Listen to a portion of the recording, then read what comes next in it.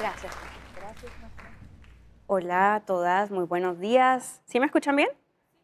Perfecto.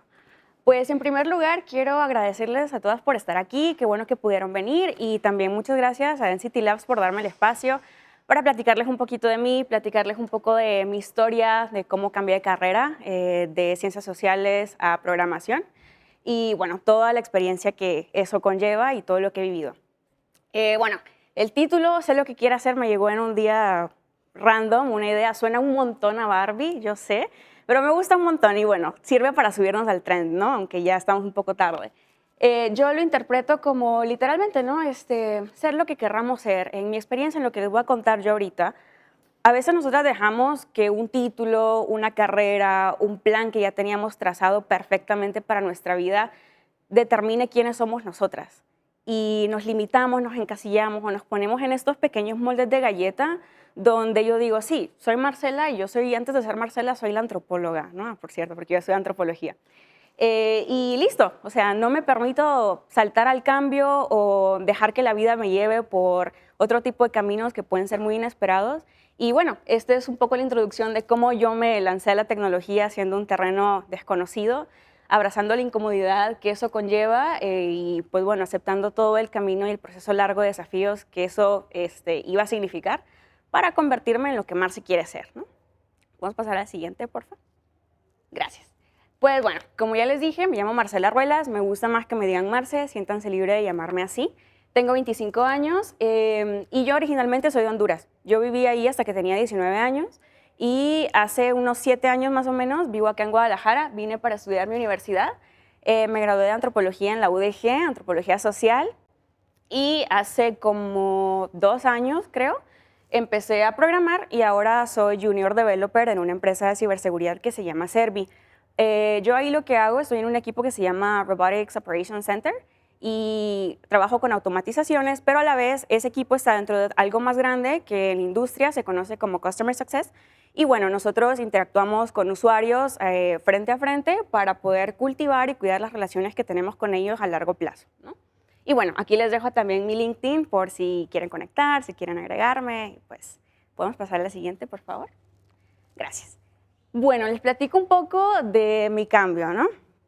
Una de las preguntas principales que yo recibo siempre es ¿por qué lo hice? O sea, yo era antropóloga, bueno, soy antropóloga y me pasé a programar, ¿no? Y la gente me pregunta ¿por qué? ¿Cómo se te cruzó? O sea, es una cosa muy distinta de la otra. Recuerdo que cuando entré a trabajar a Servi, me tocó tener a Kim, que está aquí presente, por ejemplo, que fue mi buddy inicial, me introdujo a todo este mundo y me decía, yo pensé que se habían equivocado con tu aplicación, o sea, ibas a aplicar como, no sé, a marketing o a HR o algo así, ¿no? Pero pues no, porque yo me gradué de antropología en 2022 y parte de mi trayectoria inicial fue influenciada por mi papá.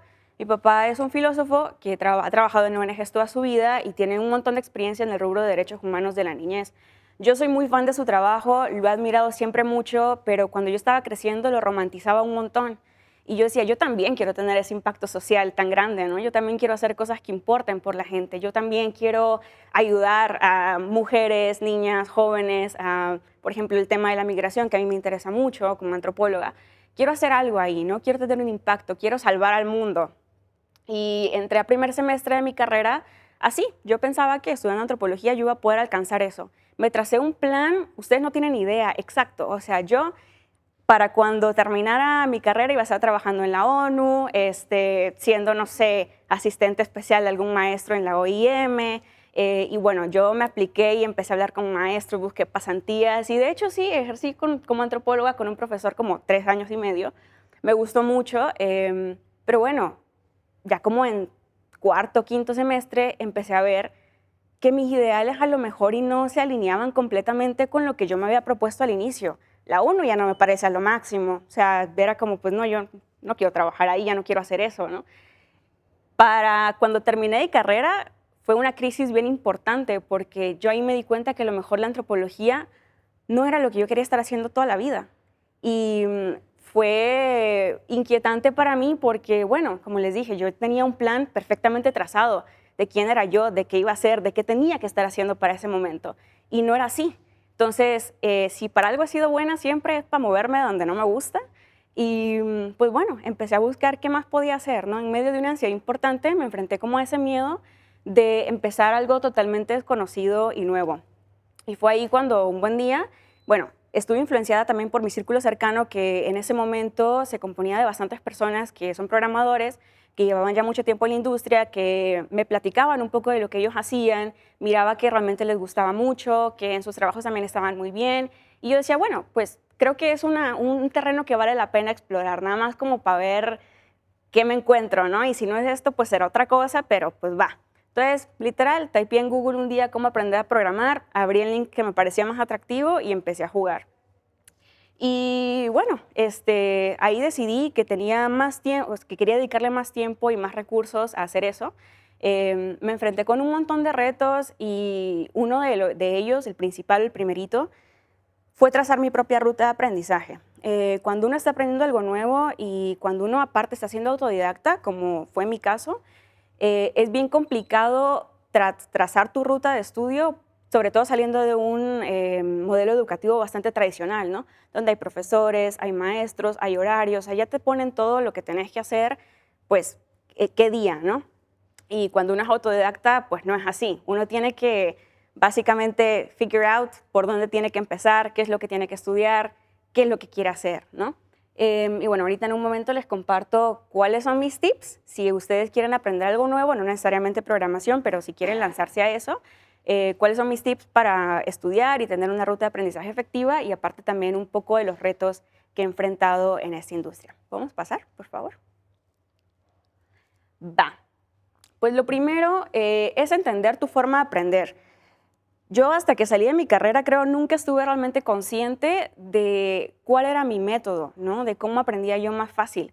Antropología es una carrera hermosa, a mí me gustó mucho, en ningún momento estoy diciendo de, ay no, qué mal que estudié eso, para nada, pero es una carrera bastante teórica y la verdad es que yo no aprendo así, o sea, yo me sentía muy mal cuando veía a mis compañeros llegar con su libreta llena de apuntes, de reflexiones, y yo con unos cuantos bullet points, porque yo había visto videos, yo había, no sé, visto entrevistas de un antropólogo a otras personas para que eso me cuadrara, ¿no? Porque no me había funcionado estar 6 horas sentada leyendo un tema mega denso.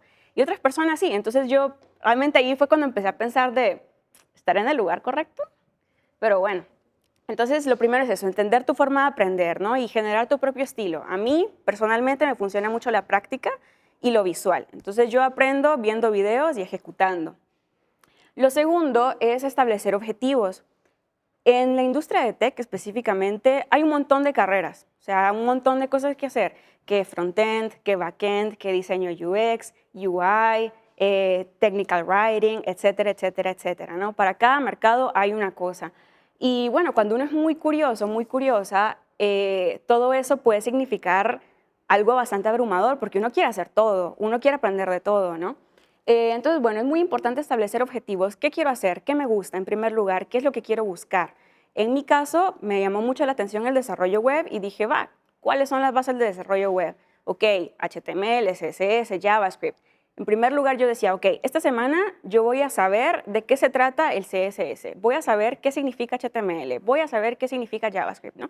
Y así cada semana iba pasando como a un objetivo distinto, pequeño, alcanzable, algo que yo sabía que podía lograr en esa semana, y eso a mí me sirvió mucho para darme como esa sensación de avance, ¿no? De decir, bueno, pues la semana pasada me propuse esto, lo logré, esta semana me propongo esto, ¿lo puedo lograr? Sí, ¿no? Ok, ¿por qué no? Va, necesito más tiempo, perfecto, puedo alargarlo una semana, ¿no? El tercer punto sería elegir recursos de aprendizaje creíbles.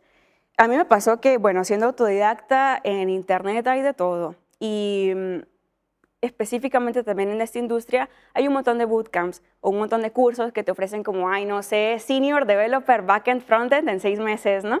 Y la verdad es que, ok, o sea, yo personalmente no he tomado un bootcamp jamás, entonces no les puedo decir esto es cierto o no es cierto, pero sí estoy muy consciente que no es un proceso de 6 meses, que es un proceso largo de aprendizaje, de constante aprendizaje, porque la industria del tech es muy dinámica, cambia constantemente y es un proceso también que lleva bastante esfuerzo. Entonces las invitaría a, bueno, no buscar la solución fácil, sino ser conscientes que es un proceso que lleva tiempo, esfuerzo, pero que al final vale muchísimo la pena. Y ahorita voy a recomendar unos recursos que fue los que yo utilicé personalmente para aprender y para seguirme entrenando, para pues, si ustedes tienen curiosidad de darles una checada, lo puedan hacer, ¿no? El cuarto punto sería cumplir un horario.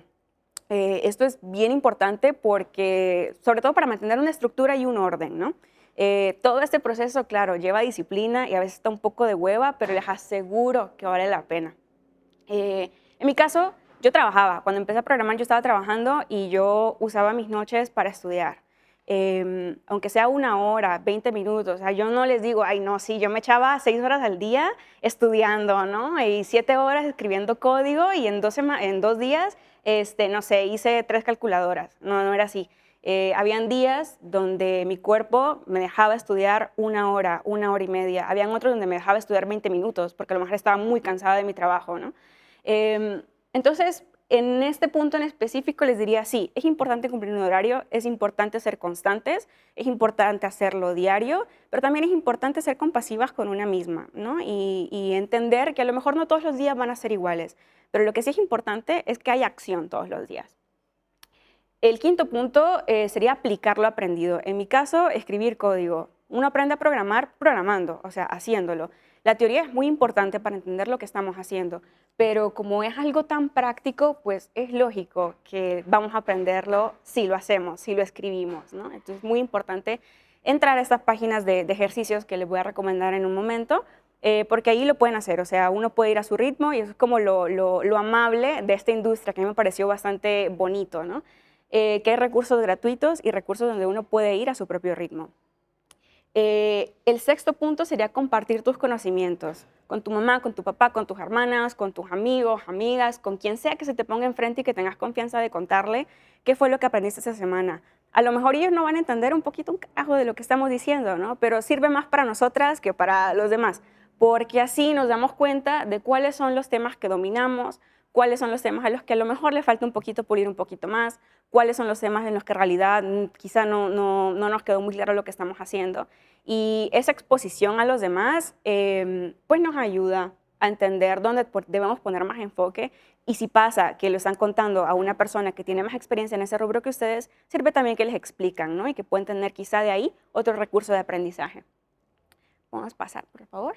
Y bueno, estos son los recursos gratuitos y 2 no gratuitos que les recomiendo si alguna de ustedes está empezando a programar o tiene curiosidad de saber qué es este mundo. O bueno, no hay ejercicios solamente de programación, pero pues bueno, sí vale la pena que los chequen. El primero es Scratch, que fue el primero que yo empecé a usar, donde yo empecé a jugar ahí de que Angry Birds y a mover pajaritos de un lado a otro.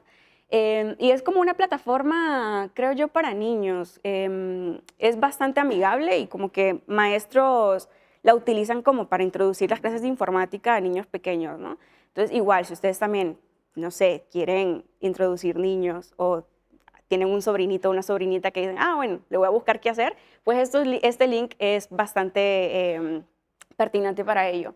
La página de Free Code Camp o Exercism, que son 2 páginas con un montón de ejercicios de lenguaje que ustedes quieran. Y aparte, creo que Exercism, o las 2, traen varios ejemplos de entrevistas técnicas. Si ustedes ya llevan un ratillo en este rubro o están empezando a buscar trabajo en este rubro, la verdad es que si tomar ese tipo de entrenamientos, las prácticas, sirve un montón como para darse cuenta un poco de cómo es la movida ahí, ¿no? Qué piden, qué van a hacer, cómo van a hablar, etcétera, etcétera. Y después servir para practicar y a ir con un poquito más de callo para las de verdad. Grasshopper, que es una app para celular, esa creo que es específicamente para JavaScript. Me gustó que, una, está en español y 2, muchos de los features, creo que la mayoría de los features son gratuitos. Y es teórica y práctica a la vez, o sea, vas haciendo ejercicios y a la vez te va explicando qué es lo que vas haciendo. Está diciendo, esto que estás haciendo se llama arreglo y un arreglo es tal cosa y tal cosa. Esto es una función y funciona así y así y así, ¿no? Y bueno, cuando yo decidí que quería invertir, aparte de mi tiempo, más recursos para estudiar esto, elegí Platzi, que es una plataforma también en español, hecha por latinoamericanos, y ahí hay infinidad de cursos, no solamente de código, sino que también de marketing digital, de inglés, de idiomas, de lo que sea, escritura creativa, ¿no? Lo que sea que ustedes quieran. Y siento que vale mucho la pena, porque en mi experiencia personal, los maestros que yo me encontré explicaban bastante bien y ahí yo empecé a tomar mi primer curso de programación gratis que recomiendo bastante. Y el segundo es, si están estudiando específicamente JavaScript, Just JavaScript es un curso bastante especial porque, bueno, no es práctico, sino que es teórico y eso te va formando como el modelo mental para mejorar tu lógica de programación. Que déjenme decirles, eso fue con lo que yo más he batallado en este cambio que he tenido, porque no es lo mismo uno estar haciendo entrevistas etnográficas ahí en Oaxaca con gente, que es algo como mucho menos granular, porque estoy interactuando con un ser humano y ese ser humano entiende las preguntas y el contexto que le estoy haciendo, que explicarle eso a una computadora, ¿no? Que tenés que estárselo explicando o explicarle cada instrucción, cada paso, pasito a pasito y no saltártelo. Porque si te saltaste uno, ya falló y luego uno se tarda como 3 horas tratando de verificar qué sucedió y fue que a lo mejor no le diste una instrucción específica, ¿no? Entonces, bueno, Just JavaScript ayuda un poco para eso, como para ir entendiendo un poco ese modelo de JavaScript, de todos los elementos que lo conforman, e ir armando como esos modelos mentales que sirven mucho cuando uno va empezando. Podemos pasar a la siguiente, por favor. Ahora vamos con el segundo reto y es esos pensamientos limitantes que todos los días están presentes y que no paran. Pues en primer lugar les quiero avisar que esto siempre va a ser así, siempre vamos a tener pensamientos limitantes, pero algo muy importante es entender que los pensamientos que tenemos no son la realidad. No es lo que está sucediendo, ¿no? Yo a veces me siento la diosa de la programación, otras veces me siento la mujer más ignorante del mundo y la buena noticia liberadora es que ninguna de las dos es cierta. Solamente soy una persona aprendiendo, tratando de dar lo mejor de mí cada día y poniendo mi mayor esfuerzo, ¿no? Eso es lo real. Yo en todo este tripsote de cambiar de carrera, he tenido un montón de pensamientos limitantes, como por ejemplo, está mal no trabajar de lo que estudié. Vengo de una familia donde pues no hacen mucho rollo sobre eso, pero pues sí le dan cierta importancia, ¿no? Y sí, a veces yo como que, no sé, sentía un tinte medio juzgoncillo en eso de, pero entonces no estás trabajando de antropología, ¿no? De lo que te tardaste 5 años en estudiar. Y yo, no, tía, pero estoy aprendiendo algo completamente nuevo, ¿no? Y bueno, no está mal, no es un fracaso empezar de cero, que ahorita les explico por qué es un mito. Podré aprender algo nuevo y más complejo, o sea, para mí programar era un terreno completamente desconocido, cero, o sea, yo no sabía exactamente lo que me estaba metiendo. Yo solamente quería ver qué era lo otro que yo podía hacer, con qué otra cosa me podía apasionar. Yo estaba tratando de buscar un camino, ¿no? Qué bueno, me encontré esto, qué bueno que me gustó, qué bueno que estoy aquí ahora hablándoles a ustedes, pero si yo veo para atrás, en ningún momento fue un fracaso. O sea, todos esos 5 años a mí me han servido un montón para, no sé, tener distintas habilidades y aparte para haber llegado hasta aquí, ¿no? Posiblemente hubiera podido llegar hasta aquí desde otros caminos, quién sabe la verdad, pero la realidad es que llegué a través de ese y para mí ha valido mucho la pena. No ha sido para nada un fracaso. Cuando empecé a trabajar, recuerdo que pensaba mucho que yo jamás iba a poder alcanzar el nivel que tenían mis otros compañeritos que sí estudiaron o están estudiando software. Tenía un montón de miedo también de preguntar, de hacer preguntas, porque yo pensaba, es que yo he sido mi propia maestra, al par de con mis amigos que he hecho proyectos chiquitos, pero he sido mi propia profe y lo que yo voy a preguntar ahorita, yo no sé si esto yo ya debería saberlo, ¿no? Otra cosa era, no tengo lo que se necesita para aplicar a este puesto de trabajo. Por cierto, Servi es mi primer trabajo en tecnología, o sea, yo incursioné ahí, me ha ido bastante bien, la verdad, pero cuando mi amigo me mandó la propuesta, la aplicación de trabajo, me dijo, dale, ¿vas? Y dije, no, man, la verdad no puedo. O sea, llevo 9 meses desde que escribí mi primer Hello World en JavaScript, neta no voy a poder. Y me dijo, dale.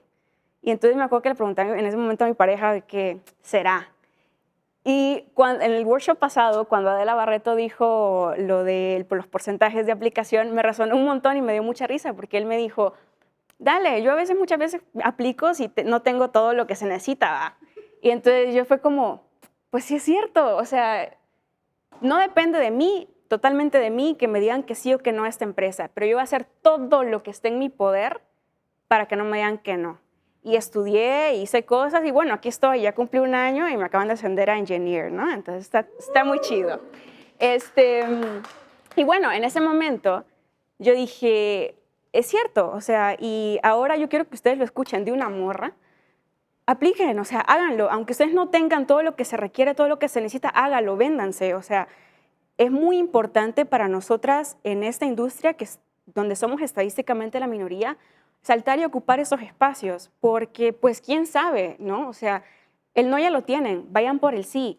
Y aunque les digan que no, yo me acuerdo que yo pensaba, entrar a esa entrevista para mí ya es ganancia. O sea, solo pasar la entrevista de HR o pasar la entrevista técnica, si tienen la oportunidad de hacerlo, ya es ganancia. Aunque me digan que no, o sea, ya vi cómo era, ya vi cómo es la movida, ya tengo un poco más de experiencia, ya voy un poco más curtida para la siguiente, ¿no? Y esa preparación, pues nadie te la quita. Y no vas a perder nada, simplemente a lo mejor un ratillo que te digan que no y que te quedó como el chamble. Pero pues de ahí no pasa, no nos morimos, ¿no? Más bien ganamos un poquito más de conocimiento y experiencia, que es muy importante. Y bueno, otra cosa que a mí me ha funcionado mucho para superar esos pensamientos limitantes, porque se los juro que yo jamás había sentido el síndrome del impostor tan intenso como lo sentí aquí, que por cierto, spoiler alert, también siempre lo van a sentir, pero es importante lo que nosotros hacemos con esos pensamientos y es darles vuelta. Cuando mi cerebro me dice que yo me aviento a hacer cosas aunque no sepa, ¿no? Decir, yo quiero tomar este proyecto, pues no sé, pero pues puedo preguntar, ¿no? Yo pregunto, leo, estudio y ejecuto, ese es como mi método. Mi cerebro me dice, no vas a poder, o sea, no vas a poder dar el ancho, ni siquiera sabes de lo que va esta cosa, no sabes cómo funciona por detrás. Pero yo digo, güey, soy perfectamente capaz, o sea, yo he llegado hasta aquí por mis méritos.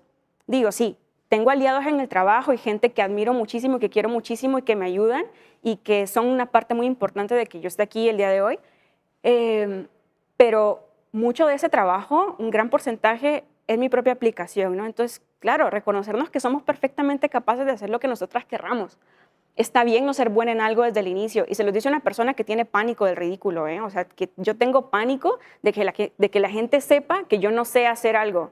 Y es algo que he ido superando con terapia y que he estado trabajando y que ahora vivo mucho más con esa idea. Pero, pues sí, es bien importante, pues ahora sí que humildarse un poquito y decir, sí, está bien no ser buena en algo desde el inicio. Y a mí me resuena mucho, llevo siempre conmigo una frase que me dijo mi papá hace un montón de años. Me dijo, el primer paso para aprender es no saber. O sea, literalmente de ahí partimos todos y todas y todes, ¿no? Mis compañeras súper geniales que programan y hacen cosas que yo digo, wow, como Kimi, como Dani, que están aquí, yo digo, güey, yo quiero ser como ellas. En algún momento empezaron por ahí, ¿no? Por donde estoy yo. Y algo que dijo Dani en un taller muy bonito que tuvimos también en el trabajo hace un par de meses, es que nosotros vamos a ver siempre gente que a lo mejor es mejor que uno en lo que está haciendo, pero uno puede decidir si sentirse intimidado por esas personas o sentirse inspirada por ellas. Y yo he elegido sentirme inspirada por todas mis amigas. Otra cosa, es muy importante que yo me digo a mí misma, que yo esté en este lugar, ¿no? En esta industria tecnológica, en primer lugar, como mujer. Y en segundo, porque mis logros merecen ser reconocidos. Toda la perspectiva que yo traigo de mi carrera anterior es algo muy importante que yo puedo aplicar hoy a lo que yo estoy haciendo. Y sí, es valioso que yo esté aquí. No tomé una mala decisión. O sea, tengo que estar aquí, disfruto estar aquí, me voy a quedar aquí, ¿no? Vamos a pasar a la siguiente, por favor. Gracias. Y ahora, bueno, les comparto un poco más de mi proyecto. O sea, mi cambio de carrera no fue solo un cambio porque sí. O sea, tampoco fue como, la programación fue lo primero que se me cruzó a mí por enfrente y es lo que voy a hacer porque fue lo que me encontré y ya, y no tiene más razón de ser. Que tampoco está mal, ¿no? Pero a mí me parece que la antropología y el software tienen mucho en común y una de esas cosas es que son dos mundos bien versátiles. La antropología es el estudio del ser humano, de su cultura y de todo lo que conlleva ser un ser humano, ¿no? Y el ser humano está en todo. Y el software es algo que nosotros aplicamos en nuestro día a día. O sea, lo usamos para absolutamente todo lo que vemos, ¿no? Hasta en las cosas más chiquitas que ni imaginamos que hay software ahí, pues lo hay. Entonces, quiero combinar las dos cosas a ver qué sale. Y es un proyecto que a mí me parece fascinante, ¿no? Creo que es bien importante que personas de distintos backgrounds, de distintas disciplinas, puedan estar en un rubro como este, porque creo que de esa manera nosotros podemos humanizar el código, trayendo nuevas perspectivas a la mesa y haciendo un código incluso más ético y más responsable, ¿no? Por ejemplo, nosotros pensamos o caemos en el mito de pensar que las máquinas, las computadoras, el código son cosas súper objetivas que no tienen errores jamás y que jamás se pueden equivocar, ¿no? De hecho, leía en una columna de opinión de un amigo que es abogado hace también un ratillo, y él decía, yo creo que podría servir que hagamos una especie de jueces con inteligencia artificial, o sea, una máquina que fuera capaz de analizar un caso y emitir un juicio objetivo y darles una sentencia, ¿no? Pero ahí veo un pedo, porque ¿quiénes programan esas herramientas, ¿no? ¿Quiénes hacen software? Pues los seres humanos. Y los seres humanos somos gente súper subjetiva, súper sesgada y súper dinámica. Y ya ha pasado antes que por falta de perspectiva, de interdisciplinariedad o falta de responsabilidad, más bien el software perpetúa o acrecenta problemas sociales y, por ejemplo, no sé, a mí me parece que estas cosas, si no se tratan con el debido cuidado, esta IA o este algoritmo podría presentar incluso sesgos discriminatorios hasta a un tipo de perfiles en específico, ¿no? Y bueno, viviendo en el mundo desigual donde vivimos, no es algo como que nos sorprenda que podría pasar, así que hay que tener cuidado. Y sí sucede, ¿no? Hay, por ejemplo, empresas que utilizan algoritmos para analizar currículums, ¿no? en la selección de candidatos para un empleo, y se ha visto que esos algoritmos a veces tienen sesgos que se van por un perfil en específico que tienen un tipo de trayectoria convencional, ¿no?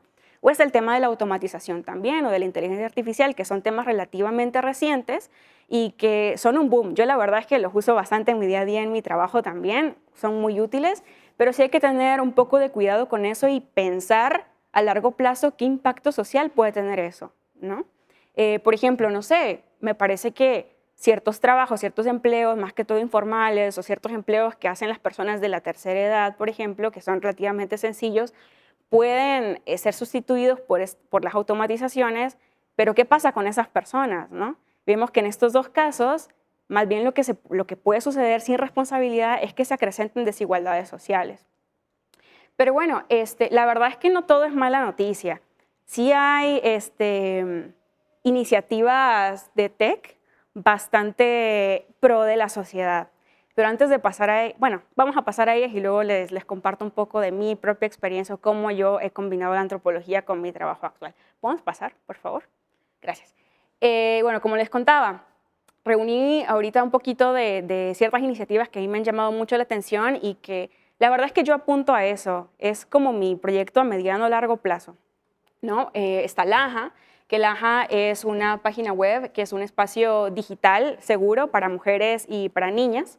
Es una página bastante simple, pero que tiene algo así como, bueno, ustedes pueden ir y pueden decir, ¿qué puedo hacer si una amiga mía está sufriendo violencia doméstica? ¿O qué puedo hacer yo si soy una mujer que está en crisis? ¿Dónde puedo llamar? ¿Dónde puedo ir? Te redirigen a páginas, no sé, con psicólogas o de ayuda, y es para mujeres, niñas y adolescentes, ¿no?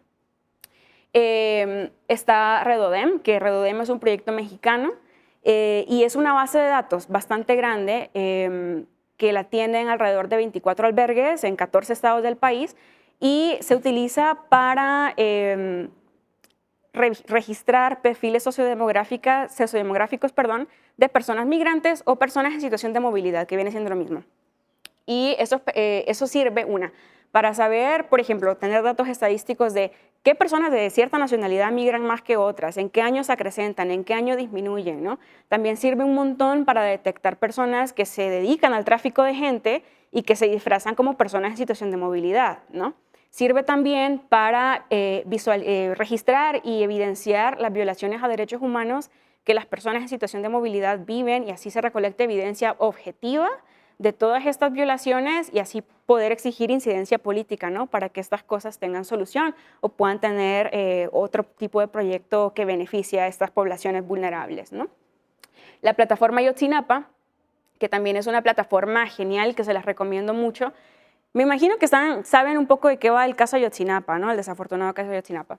La plataforma Ayotzinapa también es un proyecto mexicano, pero se hizo en conjunto con el equipo de antropología forense argentino. Que paréntesis, en antropología ese equipo es muy importante porque fueron los primeros en utilizar pruebas o estudios de ADN o tecnología para analizar pruebas de ADN y así poder reconocer personas que habían sido víctimas de desapariciones en la dictadura militar argentina, ¿no? Que ya era ya para reconocer restos de personas, pues, y así poderlos llevar a un juicio y tener evidencia crucial para poder traer justicia a estas personas a las cuales les habían desaparecido a sus hijos o a sus hijas, ¿no? Bueno, cierro el paréntesis. Y otras dos iniciativas que no están acá, pero que también a mí se me hacen súper importantes, es el tema de la accesibilidad. La accesibilidad en la industria de tech se refiere a hacer las páginas web más accesibles y que las puedan usar todo tipo de personas, incluyendo las que tienen discapacidades, o que por alguna razón no la pueden usar como la usaría una persona convencional, ¿no? Es una gran iniciativa para que el Internet pueda ser un recurso utilizado por todas, todos y todes. O el mismo código abierto, ¿no? El código open source, que a mí se me hace que tienen una postura política súper interesante, o sea, hacer código abierto, que el código fuente sea código abierto, que todo el mundo pueda utilizar, que todo el mundo pueda modificar y poniendo el código como con un enfoque más comunitario, ¿no? Eso está bastante cool si me lo preguntan. Y bueno, si bien todavía yo estoy masterizando mis habilidades en tech, estos son los tipos de proyectos de los que a mí me gustaría ser parte algún día, ¿no? Así que si alguien acá tiene algún tipo de proyecto parecido, los invito a que platiquemos y vemos qué se arma.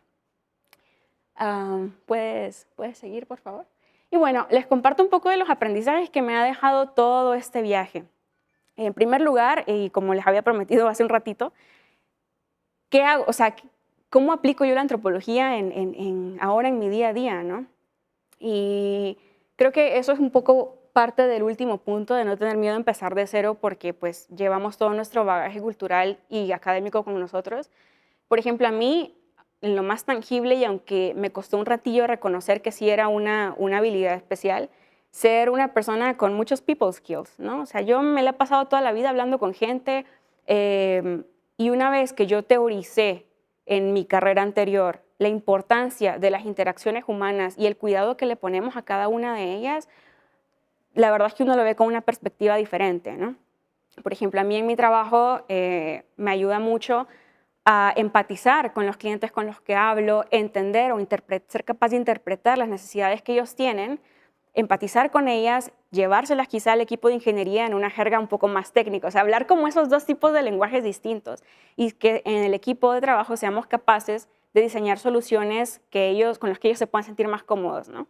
Aparte, otra cosa también que me ha dado esa capacidad es cuando platico con ellos ser consciente de las diferencias de interacciones que pueden haber entre ellos, y créanme que en una empresa que ofrece un producto y que cuando uno busca ayuda sobre ese producto lo recibe una persona que es totalmente empática y que aparte sabe diferenciar entre tipos de interacciones con los clientes, habla bastante bien.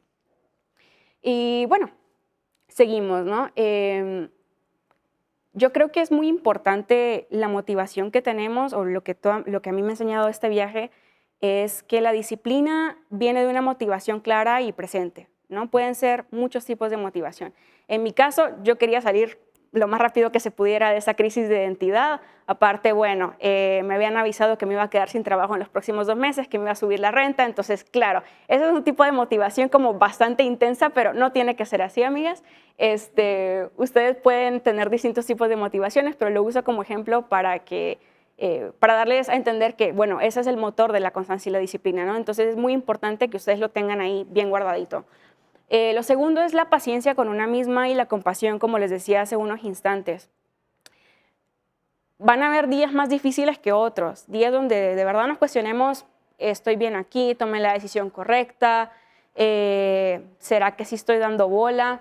Y la verdad es que sí, o sea, como les dije al inicio, los pensamientos que nosotras tenemos no son una realidad, y por eso es importante darnos cuenta y celebrar los logros chiquitos o grandes que tengamos en nuestro proceso de aprendizaje, ¿no?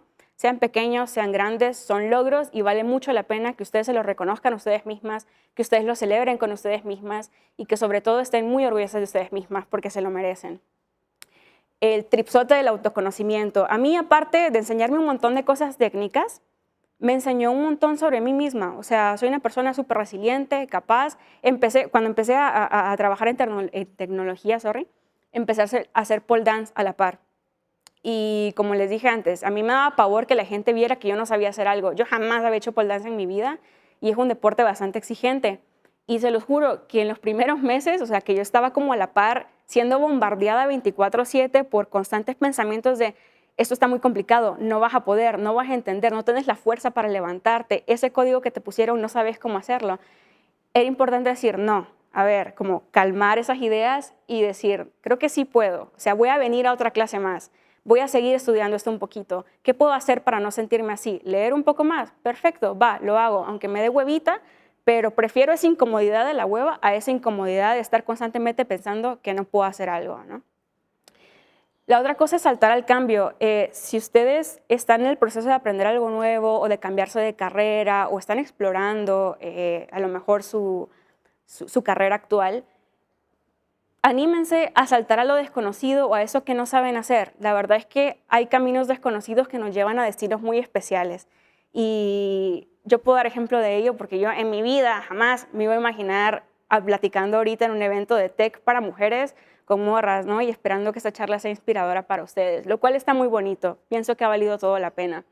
Y lo último es eso, no tener miedo a empezar de cero. Pues es un mito, jamás empezamos de cero, o sea, siempre traemos todo lo que sabemos con nosotros y es muy importante tener siempre eso en cuenta para saber qué es lo que nosotros llevamos a la mesa, ¿no? Podemos pasar a la siguiente, por favor. Y bueno, al final se trata de eso, ¿no? De autoconocerse, de saltar al cambio y de explotar todo ese potencial que ustedes tienen. Como mujeres en tecnología, tenemos el poder de moldearlo con perspectivas únicas y contribuir a un mundo más diverso y más inclusivo con nosotras. Así que muchas gracias por escucharme el día de hoy. Espero que se hayan sentido inspiradas. Y bueno, quizá para el siguiente Brunch IT Girls, veo a alguna de ustedes aquí enfrente como speaker también. Muchas gracias en City Labs y pues bueno, espero que disfruten la siguiente. Gracias a ti.